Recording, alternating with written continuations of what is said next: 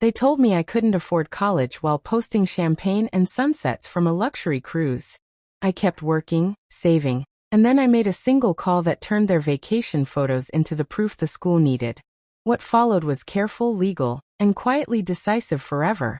They said it at my college orientation dinner, flat and final. "We can't afford your tuition," Mom said, and my chest felt hollow. I had been saving and working 2 jobs, but their words cut through me like a blade. I stared at my plate while they described how bills were tight. They had no idea what was coming next. "My name is Emily Carter. I'm 21 and I live in Raleigh, North Carolina. I work as a barista and a part-time pharmacy tech. I'm in my 2nd year studying nursing. Tuition, rent, and textbooks are a constant weight. My parents, Lisa and Mark, live in a nearby suburb. They had always said education mattered, but that night they said money didn't exist for me anymore." My heart sank. For months I balanced shifts and study. I took online tutoring gigs and deferred a class to make ends meet. I kept spreadsheets of my hours, my loans, and every scholarship I applied to. Sometimes I cried in the utility closet at work and went back out smiling. I learned to be careful with hope. A week after that dinner I scrolled my feed and saw the cruise photos. They were sunlit and glossy, cocktails and a private balcony. My hands shook. I felt anger, shame, and a fierce, clear resolve. I saved the posts. I screenshotted dates, captions, and locations. I did something small that night. I called the university financial aid office and asked who to speak with about a professional judgment review. They told me to gather proof. The next day I drove to the campus financial aid office. I felt foolish and brave at once. I met with Karen, a thin woman in her 50s with a direct voice and soft eyes. She listened without judgment. I showed Karen the screenshots, the dates, and my notes about extra payments my parents had made to themselves, gifts I'd noticed, and the places they traveled to. She asked for anything else. I gave her copies of my bank statements showing loans I had taken, and the work I did. She made notes and said she could open a professional judgment review. Karen explained how it worked. Financial aid relies on the FAFSA, which uses reported income and assets. If the data doesn't match reality, the university can reassess aid under professional judgment. They can consider unusual circumstances or undisclosed resources. I learned that universities could ask parents to correct information if they had hidden assets or made large gifts. Karen said documentation helps. Back home I dug deeper. I checked old family accounts and receipts. I found a credit card charge from a fancy restaurant for 2 nights out, a hotel booking, and a down payment for a cruise excursion. Each small receipt added to the picture. I also found messages where my mom told a cousin she wanted to get away and laugh. My hands wrote dates until the paper blurred. Karen told me to be patient and to keep proof. She also asked if I wanted help drafting a cover letter explaining my situation. I said yes. I felt a current of fear that this could backfire, but beneath it was a steady determination. They had said we couldn't afford tuition. I was about to show the truth. The review began quietly. Karen requested documents from my parents and from me. When the school asked for parents' bank statements and explanations, my parents were surprised and angry. They called me once, voice tight. "Why did you do this?" I said nothing at first. I felt guilt and relief in the same breath. My parents tried to spin it. They said the cruise was paid with credit card points and a small inheritance from a distant aunt. They claimed they had no liquid savings. The school asked for proof of those points and the aunt's account. My mother sent a photo of a card and a note that said, "It was just a tiny thing." I kept my screenshots and the credit card receipts I had found. Tara, my younger cousin, commented on their posts, praising the family time. Someone else tagged the travel company in a comment. The internet made the trip feel public and small at the same time. The aid office dug deeper. They noticed inconsistencies between the dates on social posts and the travel company's booking timeline. Karen called me and said the evidence raised questions. The university can require corrections to FAFSA data if parents misrepresent income or assets. I sat in lectures feeling the weight of the process. I kept going to work. I saved every message. I told only 2 people, my roommate Jenna and a professor who knew me well. Both offered support and small, practical help. Jenna kept study notes when I missed a class. Professor Reed wrote a recommendation for a hardship scholarship. The quiet forces I gathered mattered. At the end of the month, the financial aid office requested an in-person meeting with my parents. That meeting would change everything. The meeting took place in a small conference room. My parents arrived defensive. Karen, the aid director, showed the booking dates and posts. My parents' faces changed as the facts landed. I sat with my notes and felt both sick and oddly steady. Karen asked for proof of the cruise payments and the alleged inheritance. My mother said points covered it. My father said it was a family treat. Karen explained the consequence plainly. If parents omitted assets or made large gifts, the university could require corrections to FAFSA and adjust aid. They might also seek repayment for misawarded funds. The words hung heavy. My father sputtered that the school was overreaching. Karen replied that accuracy mattered for all students. Outside, the family group chat ignited. Cousins took sides. My aunt texted me privately with a hesitant apology, saying she didn't know the full story. My cousin's public posts kept showing smiling faces and sunset decks. People outside the room perceived a warm vacation. Inside the room, the truth looked different. The university gave my parents a short window to produce documentation. Karen also suggested mediation if there were unusual financial arrangements like gifted points or inheritance transfers. She said the school could work with them to correct filings, but that transparency was mandatory. I felt a new resolve. Paperwork could be slow, but it could be exact. They had said they couldn't afford tuition. They had no idea what the review would uncover. I stayed awake that night making copies of messages and receipts. Jenna brought me coffee and sat with me while I organized everything. The quiet work felt like armor. We moved into planning.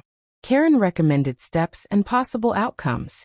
She said the university could award emergency grants or scholarship adjustments if the need was genuine and parents couldn't contribute. But if parents had undisclosed assets, corrections could change the aid formula. I wanted protection, not punishment. My first ally was Karen. She guided the documentation process and explained timelines. My second ally was Professor Reed, who agreed to write a supporting statement about my academic standing and the hardship I faced balancing work and school. My third ally was Jenna, who helped collect and organize receipts, screenshots, and messages. We created a clear folder of evidence. It included social media screenshots with timestamps, travel booking confirmations, receipts that showed charges inconsistent with claims, and my own ledger of loans and work shifts. I also drafted a concise cover letter explaining my family's statements and my need. Karen filed the review request and asked my parents to provide the requested documents. She also asked the compliance office to flag anything unusual. I felt nervous about the exposure, but I believed the truth belonged in paper. We set a timeline. The university would complete its review in 6 weeks unless more evidence surfaced. During that time I applied for additional small scholarships and took an extra shift. Small foreshadowing. Before the cruise, I had noticed my parents dining at a steakhouse on a Tuesday and buying a new set of golf clubs. I had saved those receipts then, not knowing they'd matter. Now they did. The plan was calm and procedural. I had made one call. The rest would be documents and patience. Weeks passed like slow tides. The university's compliance officer requested clarifications. My parents provided statements that blurred details and claimed point redemptions. The travel company eventually sent a booking confirmation that showed a substantial cash component. That detail mattered. Karen told me the confirmation changed things. The compliance office opened a formal inquiry. They asked my parents for bank statements showing the source of the cash portion. My parents grew quiet. They called me twice, once to beg me to stop and once to accuse me of betrayal. I listened and said I only wanted fairness. Meanwhile, Professor Reed pushed for a hardship scholarship committee to consider my case. He spoke with the dean privately about my grades and workload. Jenna contacted a local nonprofit that offered emergency tuition help and arranged a short-term bridge grant application for me. These allies provided two things: paperwork and moral backing. My parents sent their bank records but redacted some lines. The compliance office requested unredacted statements. That request tightened the screws. The university also asked for evidence of the claimed inheritance. My parents couldn't provide the document proving a payout. Karen said the missing proof looked suspicious. I kept calm. The work was not dramatic. It was emails, certified letters, and forms. But those forms were precise, and precision favored me. My roommate joked that I was playing chess with receipts. It felt accurate. I felt less like a wronged kid, and more like someone turning a ledger into truth. The next step would be a formal meeting with the dean. The meeting with the dean was formal and quiet. The dean sat with Karen and the compliance officer. My parents arrived with a lawyer. I handed the dean a binder. My ledger, screenshots, booking confirmations, receipts, and a timeline. The lawyer argued the trip used loyalty points and no cash gifts existed. The compliance officer produced an invoice from the travel company showing a cash component and prepaid excursion fees. Karen pointed to bank transactions matching those dates. The dean asked for proof of the inheritance. My parents couldn't provide it. The dean explained the options. The university could adjust my aid based on actual need and require parents to correct FAFSA filings. They could also seek repayment for improperly awarded funds, but preferred to resolve it with a contribution agreement. My parents were offered a choice: agree to a payment plan now and avoid punitive measures, or face a formal process. Cornered, my parents accepted a contribution agreement. They signed a schedule with the bursar's office to pay part of my tuition immediately, and to set up monthly payments for the rest. The university provided an emergency grant to cover the current semester while the plan began. I sat through it with a hollow relief. The result was legal and stable. The execution felt like office work: signatures, numbers, and deadlines. It wasn't dramatic, but it was decisive. My one call had moved the process from social posts to official corrections. The consequence was quiet but real. Later, the bursar confirmed the payment plan in writing and sent me a copy of the agreement. After the agreement, life shifted into something steadier. My tuition was covered for the semester by the emergency grant, and the payment plan meant I did not have to take extra loans that term. I returned to classes and to shifts with less panic. The practical relief was immediate. Family dynamics changed. My parents were quieter at family events. They apologized in small, awkward ways. Some relatives sided with me privately, others still defended them. I set new boundaries. I visited less often and demanded honesty when financial topics arose. The trust had been altered, not erased. Emotionally, I felt complex things. I had wanted my parents to help, because they'd always said education was important. When they said they couldn't afford it, I felt small. Getting the university involved felt heavy, but it also taught me a lesson. Proof and process matter. I learned to protect myself with documents, not drama. The quiet victory was not about shaming.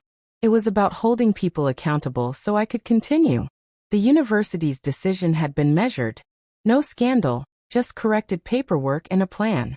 My parents fulfilled the agreement, and I paid attention to my own finances more carefully afterward. I saved more, applied for additional scholarships, and kept a more rigorous ledger. Months later, at a small family dinner, my mother said she was sorry without excuse. I accepted the apology but kept my boundary. The one call I made after seeing their cruise photos had started a slow, practical correction. It wasn't vindictive. It was a turning toward fairness, and in the end that felt enough.